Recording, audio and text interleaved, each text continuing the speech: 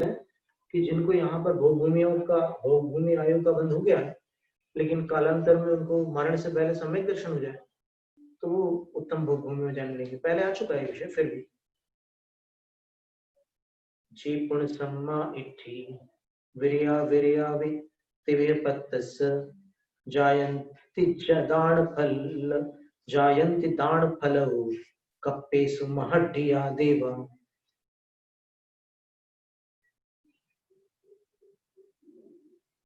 जो सम्यक दृष्टि जीव 3 पात्र के लिए दान देते हैं और जो विरता विरत भी 3 पात्र के लिए दान देते हैं। विरता विरत का अर्थ कौन है? 11 प्रतिमाधारी 3 पात्र के लिए दान देते हैं। वे दान फलो दान फलतः अर्थात दान के फलस्वरूप कप्पेषु महड्ढिया देवा जायन्ति कल्पों में अर्थात 16 स्वर्गों में महर्धिक देव होते हैं। छोटे देव नहीं होते, बड़े भारी महर्धिक देव होते हैं।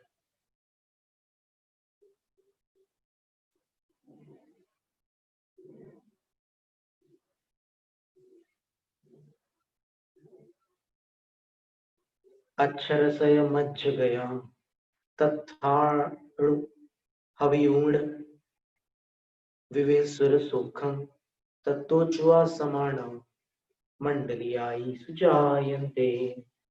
पात्रदान बहुत बड़ी वस्तु है, सामान्य घटना नहीं है।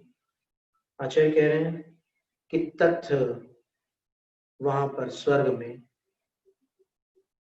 अक्षर सय मच गया सैकड़ों अप्सराओं के मध्य जाकर विविध सुर सौख्यम अणु हवियूण विविध प्रकार के सुर सौख्य को अर्थात देवगति के सुखों को भोग कर तत्व चुआ वहां से च्युत होकर समाणा सम्मान सहित मंडली आईसु जयंती मंडली का अधिक राजा के रूप में उत्पन्न हो जाते हैं यहाँ से यहाँ आकर समाणा। यहाँ पर समाणा यहाँ पर हिंदी में हमने अर्थ नहीं किए।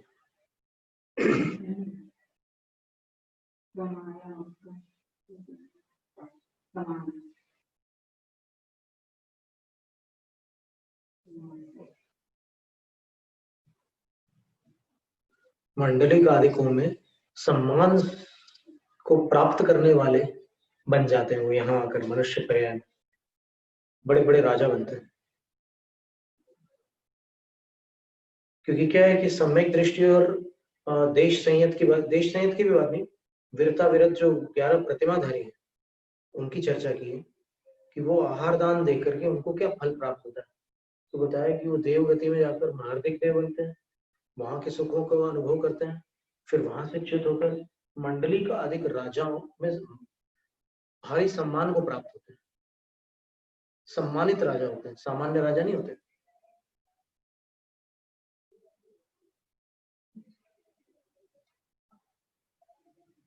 राजा श्रेणी मंडली का राजा था, राजा श्रीपाल मंडली का राजा था।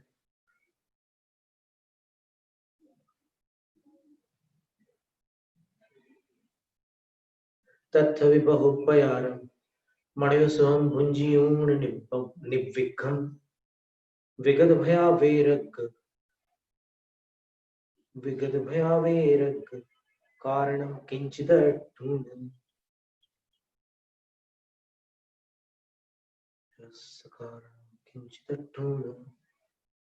कुछ छूटा हुआ एक अक्षर कम लगा, एक मतलब 2 मात्राएं छूटी। तो वे ऐसा अगर देखें अपन पढ़ विगत भया वेरग सकारणम किंचित ये एकदम सही बैठ जाएगा और अर्थ भी कोई बदल नहीं रहा।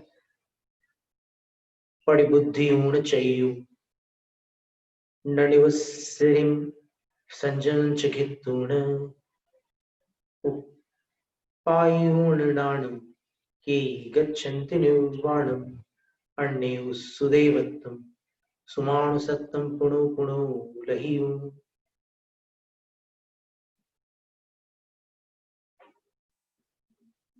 सत्तट्ठ भवे हितौ करंत कमक्षयं नियम।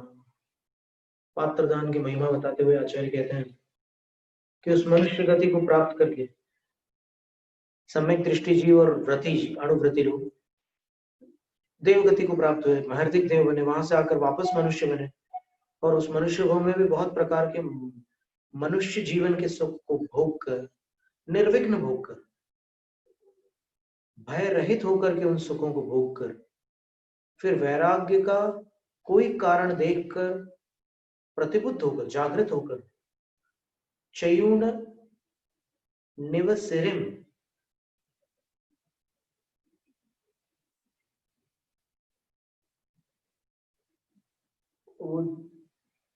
निवसिरिम का श्री का अर्थ लक्ष्मी होता है और निवसिरिम का अर्थ होता है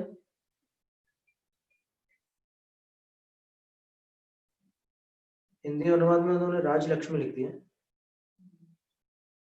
नृपश्री, नृपश्री का अर्थ हो गया निवसिरिम, ऐसा होगा।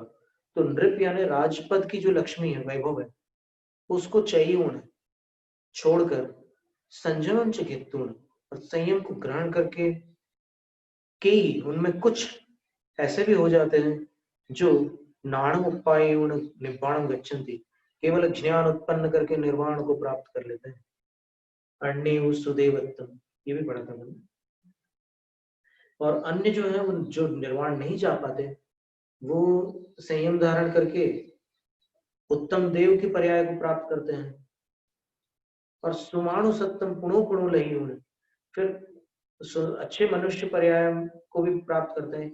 ये क्रम बार बार होता रहता है और 7-8 भावों के माध्यम से, तो उसके बाद नियमा कर्म क्षय कर, नियम से कर्मों का क्षय कर डालते हैं। एवं पत्त विशेषम दान विहाणम फलम च नाउन अतिरिक्त संविभागो काय बोधेश विरदेहि। इस तरह पात्र विशेष, दान की विधि, दान का फल, ये सब च शब्द से दातार को भी ले लेना। तो इन सब को जानकर, और देय पदार्थ दातव्य को भी ले लेना, इन सब को जानकर अतिथि के लिए संविभाग करने योग्य है। किनके द्वारा? देश विरत ही, देश विरतों के द्वारा अतिथि संविभाग करने योग्य है। ये तीसरा शिक्षावर्त यहाँ पर आकर संपन्न होता है। 270 गाथाएं हुई। तो ये प्रकरण बड़ा लंबा चला अपना, और ग्रंथ में भी बड़ा लंबा था। कितनी गाथाएं हुई ग्रंथ में, देखिए आप।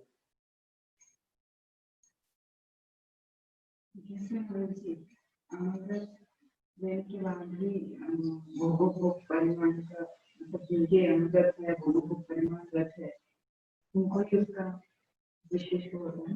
भोग परिमाण जिनके व्रत लिए हुए हैं, जिन्होंने नहीं लिए हैं, अभी परिश्रम नहीं लिए हैं, तो वो तो अविरत है ना, तो वो करते हैं, तो उनको विशेष इसका, उनको पुण्य तो मिलेगा। वैसे अतिथि संविभाग के लिए भी वैसे ही अतिथि संविभाग का भी फल तो बताया ना, सम्यक दृष्टि के कितना अच्छा फल बताया।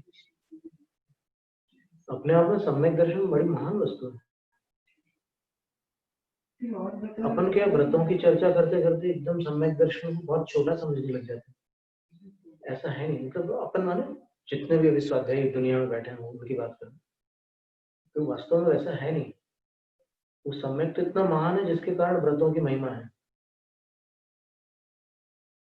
जैसा उन व्रतों में नहीं बता सकती हमारी कोई सम्यक दृष्टि है, वो भी ऐसा तो परिमाण कर लेगा। वो बनेगा कैसे? बिना अनुव्रत के 5 पापों को छोड़ना, क्या हल्दी त्याग कर दिया तो फिर कैसे निर्जरा होगी? 5 पापों का जिसने त्याग नहीं किया, उसने हल्दी नमक आदि रसों का त्याग किया मान लो, और पूरे अनुष्ठान किए उसने, बहुत खुशी से सब लोग करते हैं। 1234 उपवास करते हैं लोग, अणुव्रतों के बिना करते हैं। जो लोग करते हैं, कुछ लोग ऐसे भी हैं जो अणुव्रतों के बिना करते हैं। तो फिर क्या है उसका? उपवास वो पुण्य बंध का कारण हो सकता है, लेकिन संबंध निर्जरा में तो तभी हो सकता है जब वो उस गुणस्थान को प्राप्त करे, और यदि उतने काल में उनका शुभोपयोग विशेष हो और लेशा भी शुभ हो और भी कुछ ऐसे सामग्री हो उनके पास, तो कुछ हो भी सकता है ऐसा। नमोकार आदि की आराधना के समय निर्जरा हो भी जाती है, पर जो वीरता विरत की निर्जरा है, जो जीवन भर चलती है, उसके साथ होने वाली जो निर्जरा है भोग उपभोग परिमाण आदि के माध्यम से, वो कभी प्राप्त हो सकती है, कभी नहीं हो सकती।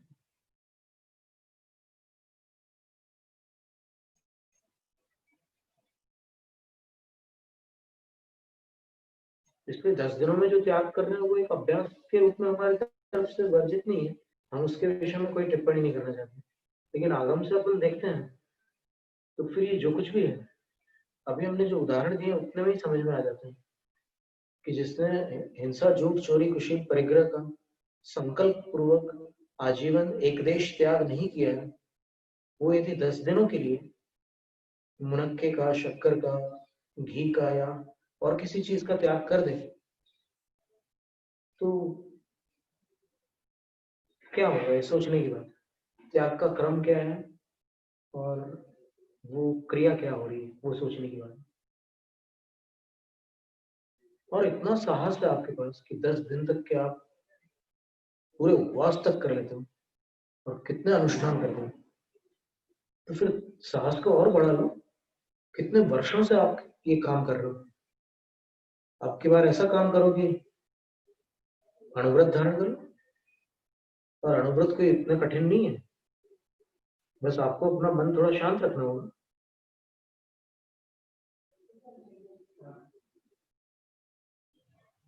यम और नियम में बहुत सारी बातें भरी हुई है। 15 दिन से ज्यादा कषाय कर ही नहीं सकता कोई भी यम नियमधारी, हो ही नहीं सकता। वो टूट जाता है, अपने आप टूट जाता है उसका संस्कार, गांठ नहीं बनती इसमें। बंधी भी है तो 15 दिन बाद अपने आप वो खुल जाती है।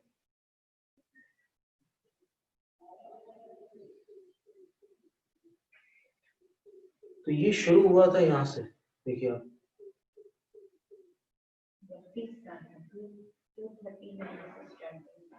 नहीं नहीं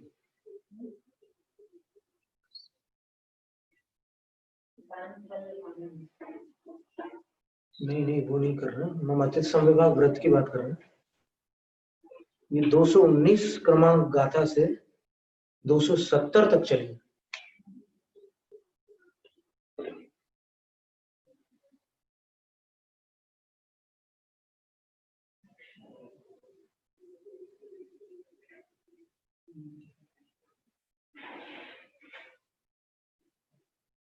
कितनी हुई गाथा? 221 से 270, सीधे 50 गाथा हुई। 50 गाथाओं के साथ अपन ने और भी कुछ अध्ययन किए, अन्य ग्रंथों के भी बहुत सारे उदाहरण देखे। अभी पूरे नहीं देखे, बहुत सारे उदाहरण तो बाकी थे उसी विषय को लेकर, वो अपन फिर देखते हैं कभी। जैसे कई लोग प्रश्न करते हैं कि आर्यिकाओं की पूजा का वर्णन शास्त्र में कहाँ है? कहीं किसी शास्त्र में ऐसा लिखा है कि आर्यिकाओं की पूजा की कहीं किसी ने? तो वो भी अपन देख लेंगे। वो संस्कार काल होता है, प्रत्याख्यान का संस्कार काल है। 15 दिन होने से पहले फिर कुछ और हो जाए तो वहां से 15 दिन चली गई। और ये जरूरी है कि पूरे 15 दिन कंप्लीट कर ही ले, इसको बीच में भी उसका वो शोधन हो जाता है।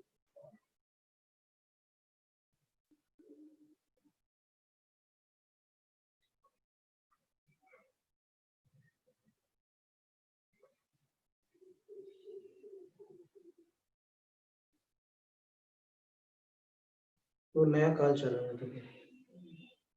अब इसके आगे देखते हैं संलेखना का वर्णन। ये अत्यंत महत्वपूर्ण प्रकरण। धर्यूणवत्थमित्तं परिघं छण्ड्यूण अवशेषं सखिः जिनालयेवा तिविहाहारस्वो शरणं जमकुणे गुरुसयासं मिसम्माल्लोयूण तिविहीन सल्लेखणं चौथम सुप्ते सिखावयं भणिय। सूत्र अर्थात उपासकाध्ययन अंग में चतुर्थ शिक्षा व्रत संलेखना को कहा गया है। और संलेखना कैसी होती है, तो आचार्य उत्तर देते हैं कि वत्थमेत्तम धरियुण, वस्त्र मात्र धारण करके अवशेषम परिग्रहम छंडियुण, बाकी परिग्रहों को छोड़ दिया जाता है। और बाकी परिग्रह छोड़कर सगृहे जिनालय व, अपने घर पर अथवा जिनालय में भी त्रिविहाहारस्तु गोसरणम, 3 आहारों का त्याग करते हैं। पेय पदार्थ को छोड़कर 3 आहारों को छोड़ देते हैं। और जम कुरु कुणई गुरु सयासन में, गुरु के सानिध्य में ये कार्य किया जाता है। और कैसे किया जाता है, तो त्रिवेण मन वचन काय से सम्यक प्रकारेण आलोयून, अपनी आलोचना करके ये प्रक्रिया जो की जाती है वह संलेहनम, चौथ शिक्षाव्रत। इस संलेखना नाम का चौथा शिक्षा व्रत है। इसमें याद रखने योग्य बातें हैं। सबसे पहले तो वस्त्र मात्र परिग्रह को धारण करना, नहीं वस्त्र मात्र को धारण करना, अवशेषम परिग्रहम छंडियो, बाकी जो भी परिग्रह है उनको छोड़ देना है, पहली शर्त। फिर अपने घर अथवा जिनालय में 3 प्रकार के आहार का कहाँ त्याग करना है, गुरु के सानिध्य में। और सानिध्य कैसे, गुरु के सानिध्य में त्याग कैसे करना है 3 प्रकार के आहार का, तो सम्यक प्रकार से मन वचन काय पूर्वक अपनी आलोचना करके कि अब मेरे जीवन का अस्त काल आ चुका है और मैंने जीवन में ऐसे ऐसे अनर्थ किए हैं, उसकी आलोचना करना है। आप मुझे शुद्धिकरण प्रदान कीजिए, उत्तम आर्थिक प्रतिक्रमण और प्रायश्चित करके मुझे समाधि मरण के अभिमुख कीजिए। ये चौथा शिक्षा व्रत है, जिसको सूत्र में संलेहन भणियम, संलेखना कहा है। एवं बारसमेयम वैठाणम वण्यम मयि विधियम सामायम तैजम ठाणम संखेवोचम। इस तरह 12 भेद जिसमें पाए जाते हैं, ऐसा श्रावक धर्म का द्वितीय स्थान मेरे द्वारा वर्णित हो गया है। तीसरा जो सामायिक स्थान है उसका वर्णन मैं संक्षेप से करूंगा।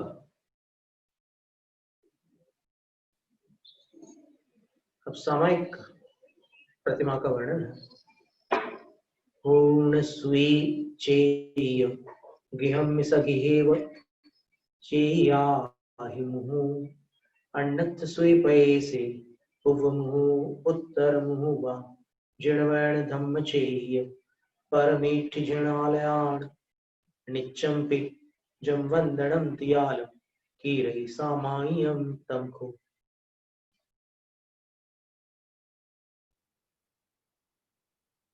पवित्र होकर के चैत्र गृह में अथवा स्वगृह में चैत्याभिमुख होकर, जो आपके यहाँ गृह चैत्यालय है उसके अभिमुख होकर, अथवा अगर नहीं है तो अन्नथ स्वीपय से, अन्य किसी पवित्र स्थान पर बैठ के, उपमुह उत्तर मुहु वा, अन्य स्थान पर अगर कर रहे हो सामायिक तो पूर्व मुखी होकर या उत्तर मुखी होकर सामायिक करें। और क्या करें सामायिक में, तो बोले कि जिण वयण जिनवाणी, जिण धम्म जिन धर्म, जिण चेय जिन चैत्य, और परमेठी 5 परमेष्ठी, और जिनालयान और जिनालय, इनके लिए निच्चम्पिजम त्यालम वंदनम, नित्य ही जो 3 काल वंदना की जाती है, तम खु सामयिक, वो निश्चित रूप से सामायिक ही है।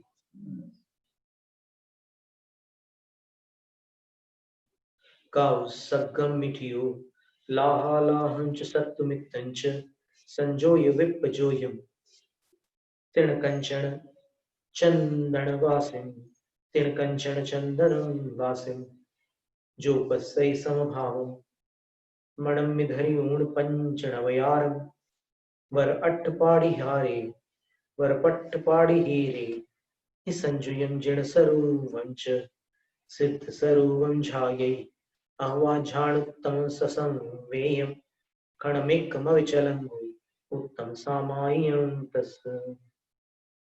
कायोत्सर्ग में खड़े होकर लाभ अलाभ, शत्रु मित्र, संयोग वियोग, तृण और कंचन कांचन, स्वर्ण चंदन और वासी, वासी का अर्थ है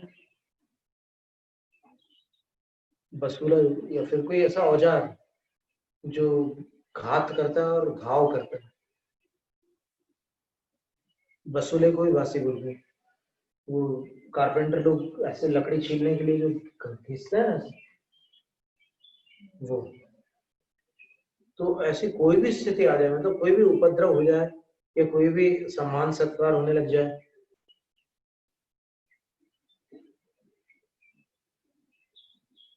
तो जो समभाव पश्य, समभाव यथा स्यात् तथा, जो समता भाव पूर्वक ही इन सब घटनाओं को देखता है, लाभ अलाभ दोनों में समता धारण कर लेता है। देखो व्यावहारिक जीवन में मान लो आज प्रॉफिट हुआ है या आज लॉस हो गया है, लेकिन सामायिक में बैठते समय दोनों को समभाव से देखते हैं, ठीक है। कर्म का उदय था तो फल तो मिलना ही निश्चित था, तो उस फल में समता धारण करके मैं सामायिक कर रहा हूँ, तो ठीक है, जो है सो स्वीकार है। इसी तरह शत्रु मित्र के प्रति है, व्यावहारिक जीवन में कई शत्रु भी है मित्र भी है, तो अब कुछ नहीं, यहाँ पर मेरे लिए दोनों समान है, सभी जीव है, अंत में विद्यालय में मिलना ही है सबको। यहाँ जब तक ये कर्मों का नाटक चल रहा है तब तक जो भी खींचातानी है चलती रहेगी। अंत में जब मैं कर्मों पर विजय प्राप्त करके निर्वाण को प्राप्त करूंगा तब कोई भेदभाव नहीं रहेगा। तो स्वभाव से तो कुछ नहीं है, पर ये विभावों से ये सब नाटक चल रहा है। तो शत्रु मित्र के प्रति संभाव, संयोग वियोग में, संयोग वियोग भी चल जाते हैं लाइफ में, कुछ चीजें आती है कुछ चली जाती है, इष्ट वियोग होता है अनिष्ट संयोग होता है, लेकिन ठीक है सामायिक के समय मैंने समता धारण कर ली।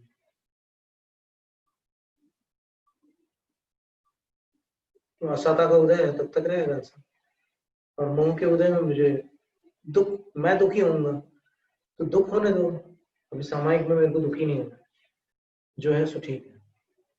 अब ये सब छोड़ने की बात है, मतलब इनके प्रति जो विषमता है वो छोड़नी है, तो समता भाव धारण किया है।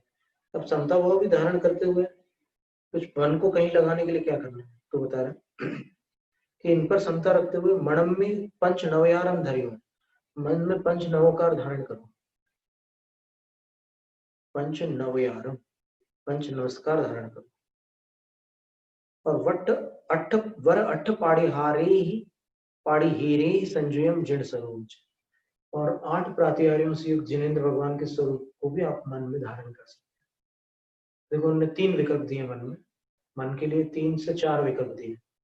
तो पहला तो क्या कह दिया कि आप मन में नमोकार मंत्र करो, बोल करके मत करो, मन से ही करो, और तीव्र वेग से करने से मन अधिक स्थिर होता है। नमोकार मंत्र तीव्र वेग से करने पर अधिक स्थिरता आती है।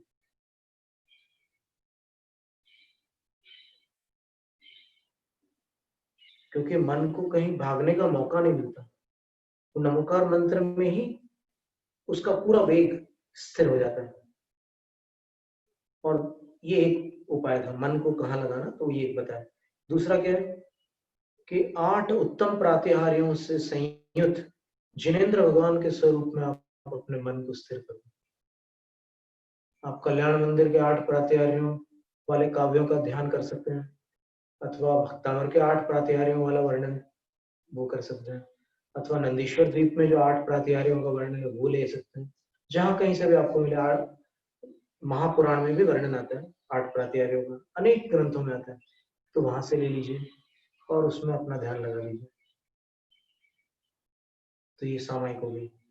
फिर तीसरा कह रहे हैं सिद्ध स्वरूप झाई, अब ये उत्तम सामयिक का वर्णन करते हुए आचार्य कह रहे हैं कि जो सिद्ध स्वरूप का ध्यान करता है, यानी सिद्ध भगवान के विषय में द्रव्य, क्षेत्र, काल, भाव की अपेक्षा से जितनी जानकारियां उनका पहले अपन अध्ययन कर लो, अच्छे से समझ लो, उनको द्रव्य, गुण, पर्याय सभी अपेक्षाओं से पहचान और सिद्ध परमेश्वर को जान करके फिर सामायिक में उनका ध्यान करना। अवा उत्तमम जानुत्तमम ससंवेयम अथवा ससंवेद्य, अपने आत्मा का ध्यान कर लिया, उत्तम ध्यान किया, आत्मस्वरूप को भी अच्छी तरह से जान सकते हैं अपन आगम से और अध्यात्म से, दोनों से। केवल अध्यात्म से जानने से काम नहीं चलेगा, वो केवल क्या है कि मन के लिए रुचिकर हो जाता है। आत्मा का जो वर्णन अध्यात्म में है वो मन को बहुत अच्छा लगता है, पर अपन को सिद्धांत से भी समझना है आत्मा को, गुणस्थान आदि सारे वर्णन को अपन को जानना है। समय पौड़ में जहां कहा कि रागादिक आत्मा की नहीं है, उसी समय पौड़ में ये भी कहा है कि रागादिक पुद्गल के भी नहीं है, रागादिक आत्मा के ही है। तो एक नए से रागादिक आत्मा के ही होते हैं,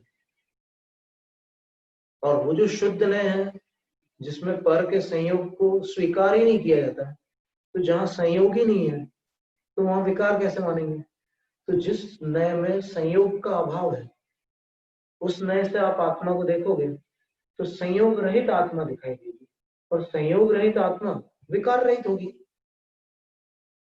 उसी का नाम शुद्ध नए है। लेकिन वो एक नए है। आप अभी केवल ज्ञान की अपेक्षा से आत्मा को देखो, केवल के ज्ञान में आप पूछो कि मेरी आत्मा कैसी है, तो वो बता देंगे कि अभी इतने जन्म बाकी है तुम्हारे, अभी तुमसे इतने इतने दोष होने वाले हैं और इतने कर्म बनने वाले हैं, और सब कुछ बता देंगे। तो आत्मा प्रमाण से देखने पर शुद्धाशुद्ध रूप है, संसारी जीव की आत्मा। आत्मानुशासन ग्रंथ में आत्मा के बारे में ये लिखा कि आत्मा संसार और मुक्त है। संसारी और मुक्त दो प्रकार के जीव है। अब इन दो जीवों में मुक्त जीव तो केवल आत्मा है, संसारी जीव क्या है? तो आचार्य गुणभद्र स्वामी कहते हैं कि संसारी जीव में तीन चीजों का पैकेट है, शरीर, विभाव और जीव। इन तीनों के मिश्रण को संसारी जीव कहते हैं। तो अब इन तीनों का मिश्रण जब अपन है ही, तो उसको जिस नए से कहा गया उस नए से स्वीकार करो ना। कहां से मिथ्यात्व आ जाएगा उसमें? इतना डरने की कोई बात नहीं है यहाँ पर। और पहली बात तो यह है कि अपन जानते भी नहीं कि अभी सम्यक तो आया है कि नहीं, तो इतना ज्यादा लंबा सोचने की आवश्यकता नहीं कि मिथ्यात्व आ जाएगा। आपको क्या मालूम कि अभी आपके पास सम्यक तो आया है कि नहीं? तो जो आगम में लिखा है उसको मानो ना, दोनों प्रकार से मानो ना, क्या नुकसान क्या है? कितना सरल है, अभी तो हमने जो बोला एकदम सरलता से समझ में आ रहा है। तो ये तीनों का संयोग है। फिर आप स्वरूप दृष्टि से देखो तो जीव शरीर नहीं है, ठीक है, इसमें किसको परेशानी है? जीव शरीर नहीं है, स्वीकार है, बिल्कुल स्वीकार है। सारे आत्मवादी दर्शन जीव को शरीर नहीं मानते हैं। भारत के जितने भी आत्मवादी दर्शन है, कोई भी जीव को शरीर नहीं मानता। सम्यक दृष्टि हो गया क्या सब? जीव को शरीर न मानने से सम्यक दर्शन नहीं होता। इसके साथ और भी बहुत कुछ जानना पड़ता है आगम से। तो ये आत्म ध्यान के लिए जो बात कह रहे हैं, तो कुछ आगम का और गुरु वचनों का आलम्बन लेकर पहचान करनी होगी आत्मा की। अध्यात्म की चर्चा है तो बहुत मनोहर और मधुर लगती है। ध्यान करने बैठो, आपको पता चलेगा, पसीना आ जाएगा। जो आपने सुना था अध्यात्म में, उसका आप ध्यान लगा करके देखो कितनी देर लगाते हो। और उस समय अगर मच्छर काट रहा हो, गर्मी लग रही हो, ठंड लग रही हो, तब देखना कि आपका ध्यान उसमें स्थिर रहता है कि उधर जाता है। इसको पकड़ने अगर वास्तव में आप अध्यात्म की रुचि होती है ये बहुत ऊंची बात है। अध्यात्म की पात्रता अति दुर्लभ है। मंदिर में प्रोग्राम रखते थे, भोजन रखते हो, भोजन में नाश्ते की व्यवस्था रख दो, ज्यादा नहीं, प्रोग्राम हो, मंदिर का कोई धार्मिक कार्यक्रम चल रहा हो, वहां पर मैना सती का वो नाटक खेला जा रहा हो और इधर से बर्फी की खुशबू आ जाए श्रोता के नाक में, तो वो सोचता है कि अभी कितनी कथा बाकी है। ये देखो कितनी बार अपन अपने आप को धोखा दे चुके हैं। मैं जानता हूँ, मेरे को समझ में आ गया, समझ में आ गया। समझना अंतिम सीढ़ी नहीं है।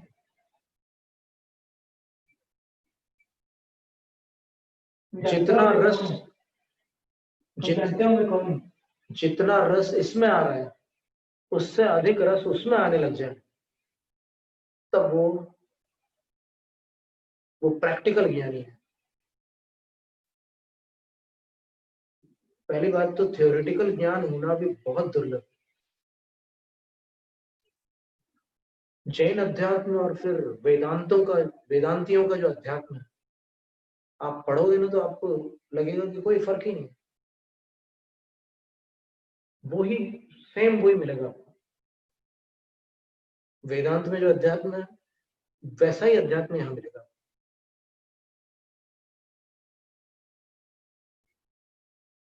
तो एक समय सार के बड़े विद्वान टीकाकार ने एक बार कहा था कि जैन अध्यात्म आगम सापेक्ष है, इसलिए सम्यक है, और जो अध्यात्म आगम निरपेक्ष है वो सम्यक नहीं है। इतना अंतर है दोनों में।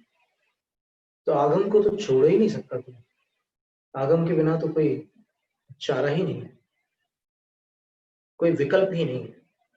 तो स्वसंवेद्य उत्तम ध्यान को अगर कोई कर ले और इसके बाद काल देना चाहिए, क्षणमिक्कम अविचलंगो उत्तम सामय्यम तस्य, एक क्षण के लिए भी उसके शरीर मूर्तिवत हो जाता है। क्षण का अर्थ यहाँ पर आप जो समझ रहे हैं सेकंड या कुछ, वो नहीं है। द्वादश क्षण मुहूर्तम, 12 क्षणों का एक मुहूर्त होता है। तो एक क्षण जो है मुहूर्त का 12वां हिस्सा कहलाता है। तो 48 मिनट को 12 से भाजित करिए तो जो लब्ध आएगा वो एक क्षण का परिमाण है। कितना हुआ? 4 मिनट का काल एक क्षण है। तो आचार्य कह रहे हैं कि आप नमोकार करें, अरहंतों का ध्यान करें, सिद्ध स्वरूप का ध्यान करें, अथवा अपनी आत्मा का स्वसंवेद्य ध्यान करें, अगर 4 मिनट के लिए आप मूर्ति जैसे हो जाएं तो वो भाव की अपेक्षा से उत्तम सामायिक होगी। काल की अपेक्षा से उत्तम सामायिक 3 मुहूर्त काल प्रमाण है। 2 घंटे 24 मिनट अगर आप सामायिक करते लगातार तो वो उत्तम सामायिक होती है काल की अपेक्षा। भाव की अपेक्षा से ये है कि अगर उन 2 घंटे 24 मिनट में अगर आपके 2 घंटे 20 मिनट अस्थिरता में निकल गए हो या वैसी स्थिरता ना आई हो, तो भी केवल 4 मिनट आप अगर मूर्ति के समान स्थिर हो गए तो वो उत्तम सामायिक है। इस सामायिक प्रतिमा में ये बात बताई जा रही है।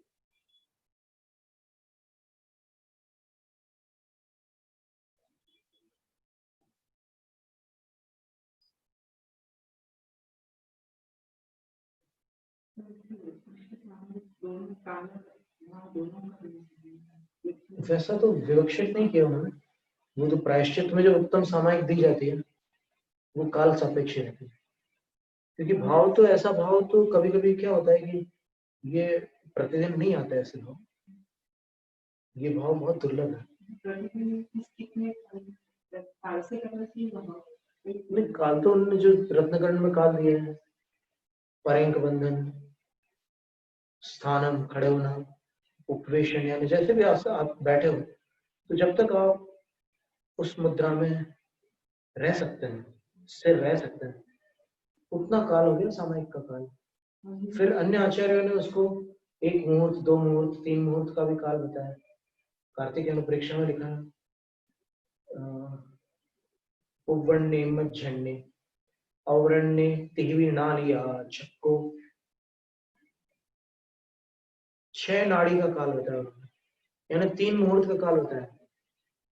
3 सामायिक आप कर रहे हैं सवेरे, दोपहर और शाम को, तो आपको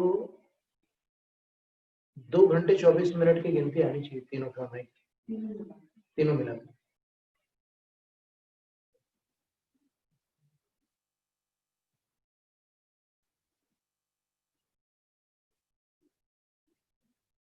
तो काल उसे पक्षा से वैसे लिया था, और आचार्य समन्वय स्वामी ने अलग प्रकार से दिया। तो ठीक है, जिन आचार्यों के काल में जैसे पात्र जी होंगे उन्होंने उनको वैसा निर्देश दे दिया, वो आज भी संभव है।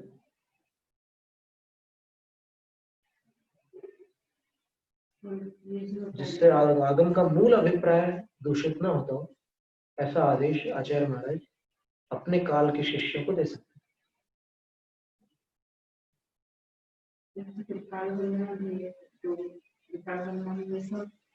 त्रिकाल वंदना भी करना है और ये भी करना है, ये सब मिलाकर के बता रहे हैं। पूरे जो 48 मिनट का टाइम है उसमें ये सब चीजें मिला लेंगे। जब वंदनम त्रियालम कीरी सामायम तुमको 9 देवताओं के नाम है ना, जिन वचन, जिन धर्म, जिन चैत्य, फिर 5 परमेश्वर, जिन आलय, 9 हुए कि नहीं। तो इनकी जो त्रिकाल वंदना है वही सामायिक है, ये बात एक बात कही। फिर इसके बाद कह रहे हैं कि कायोत्सर्ग में खड़े होकर लाभ अलाभ, ये समता भाव को भी सामायिक कहा फिर। और उसके बाद फिर और दूसरे, मतलब सामायिक का कितने प्रकार से उन्होंने विवरण किया। सबसे पहले तो ये कह दिया पवित्र होकर चैत्यालय में अथवा अपने घर में भगवान की प्रतिमा के अभिमुख होकर, और अन्य स्थानों पर अगर करना हो तो वहां प्रतिमा नहीं मिलेगी आपको, तो पवित्र स्थान होना चाहिए, और पूर्वमुखी होकर या उत्तरमुखी होकर 9 देवताओं की त्रिकाल वंदना करना है। बस वही सामायिक हो गई। फिर आगे कह रहे हैं कि कायोत्सर्ग में खड़े होकर लाभ अलाभ, शत्रु मित्र, संयोग वियोग, तृण कांचन, चंदन और हथियार, इन सब में समता भाव से आपको रहना है, और मन में नमोकार मंत्र धारण करना है।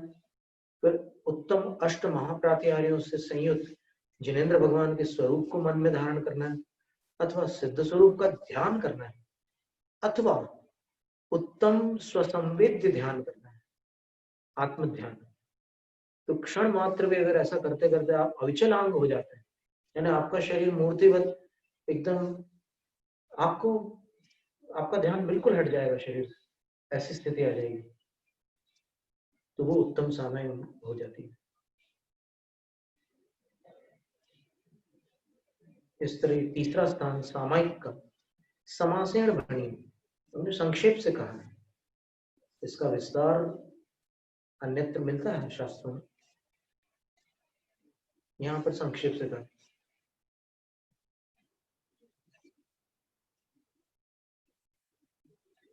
एक श्रावक सामायिक कर रहा था, तो किसी शिकारी ने एक हिरण को घायल किया था, वो उसके पैरों के बीच में आकर के खड़े होकर कायोत्सर्ग कर रहा था, सामायिक में स्थित था, वो आ गया, तो उसने अपनी सामायिक नहीं छोड़ी, ऐसी अवस्था में था वो, तो उसने उस तरफ उसका ध्यान ही नहीं गया उस तरफ। तो आचार्यों ने यही लिखा है कि जब श्रावक इतना स्थिर सामायिक कर सकता है, तो फिर मुनिराज का क्या कहना।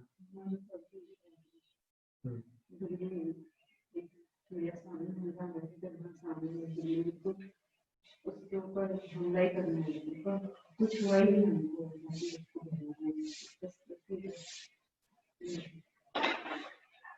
ऐसे मुनि महाराज थे, 3 मुनि महाराज चंदेरी की तरफ विहार कर रहे थे, तो उस दिन उनको चंदेरी पहुंचना था, और दोपहर की सामायिक उन्होंने रास्ते में की थी, थोड़ी दूरी पर, कुछ किलोमीटर दूर हो गए। तो एक पेड़ के नीचे वो लोग बैठ गए, जहां पर बकरियां रेगुलर, वहां पर वो बकरियों का ही स्थान था, पर इनको ध्यान नहीं था कि ये, क्योंकि बिहार में क्या पता कि कौन से पेड़ के नीचे उनका फिक्स है वो अड्डा, तो वो आकर के बैठ गया वहां। सामायिक करने लगे। तो उनमें से जो 2 महाराज थे उनके पास कोई बकरी नहीं थी, लेकिन जो तीसरे महाराज थे, छोटे महाराज, उनकी गोद में एक बकरी सिर रख कर सो गई।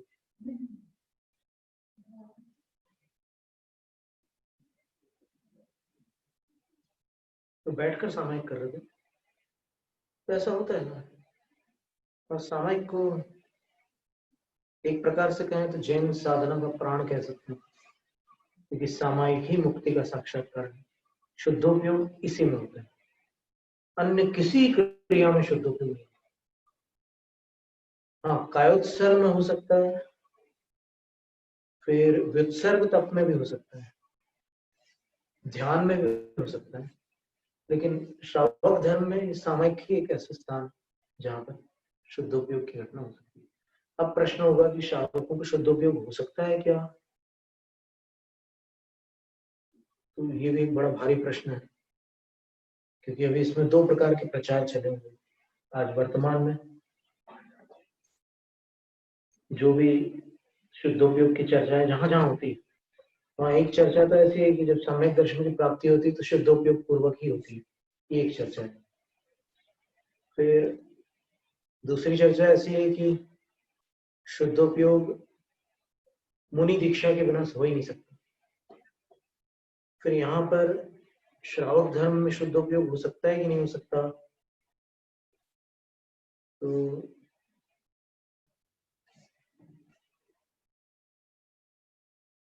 ये एक प्रश्न है। अपन अभी यहाँ पर इसको ऐसे ही छोड़ देते हैं। कभी कोई ऐसा प्रसंग निकला तो फिर इस पर विस्तार से अपन चर्चा कर सकते हैं। देखो, आगे चलकर हो सकता है 11वीं प्रतिमा आदि के वर्णन में ये विषय निकल है। अभी तीसरी प्रतिमा का वर्णन अपन ने पूर्ण किया है, चौथे का वर्णन इसके उपरांत चलेगा। जैनम जयतु शासन। अतः प्राणी के स्वाध्याय प्रतिष्ठा निष्ठापन क्रियाएं